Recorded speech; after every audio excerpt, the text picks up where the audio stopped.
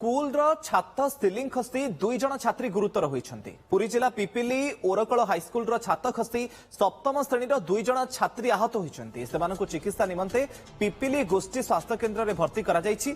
School रे ceiling किछि दिन पूर्व ही काम करा जायथिला। निम्नमानर काम पई सिलिंग खसीथिबा नै अभियोग होईछि। बड़ खबर, स्कूल छात सिलिंग खसी 2 छात्री गुरुतर। पुरी जिला पिपिली ओरकल हाईस्कल छात खसी सप्तम श्रेणी 2 जन छात्री एथि आहत होइछन्ति। सेमानकु चिकित्सा निमंते पिपिली गोष्ठी स्वास्थ्य केन्द्र में भर्ती करा जायछि। अधिक सूचना पई पिपिली आम प्रतिनिधि द्युतिकृष्ण पट्टनायक आम सहित फोन लाइन में जोड़ी होउछन्ति। द्युतिकृष्ण, प्रथमे कहंतु छात्री 2 जनकर अवस्था एबे केमति रहिछि एवं जदि किछि दिन तळे काम होइतिला सिलिंग खसला केमति से दिगरे तदंत आरंभ हेलानि कि नै?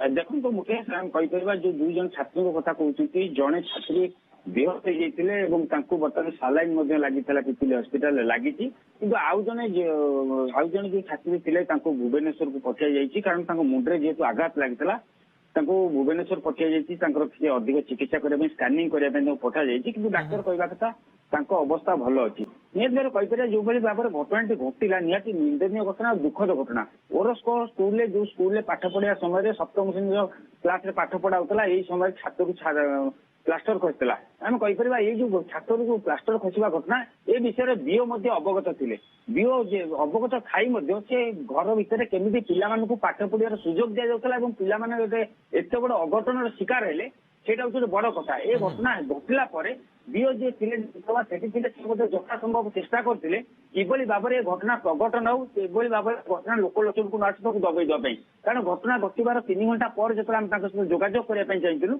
से मना करते मुझे विषय किसी जानी मुझे अवगत नहीं मुझे अन्य जगह जो जगह चार्ज नहीं डेलांग से डेलांगर अच्छे कहते किंतु ता पूर्व से आम पाखे जी सूचना रही स्कूल को जाते पिला भेटी गोटे कथा भी कहीपर जदि से भेटिले पिला से कथा को कौन लुचुले एवं आउ गोटे भी प्रश्न जो स्कूल रूम में पाठ पढ़ा होता जो क्लास रूम में विपद अवस्था छात्र सिलिंग खसी से घरे आउ पाठ पढ़ा हम ना नाई किंतु बड़ प्रश्न समस्ते जानिथिले किंतु केमिति विपद संकुल अवस्था रे पिला माने पाठ पढुथिले ता दिगरे मध्ये तदंतर आवश्यकता रहिछि। उच्च स्तरीय तदंत मध्ये कराजिबार आवश्यकता रहिछि। जदि किछि बड़ अघटन घटी थांता किए दायी रही था। धन्यवाद द्युतिकृष्ण आपनकर तमाम सूचना पाई।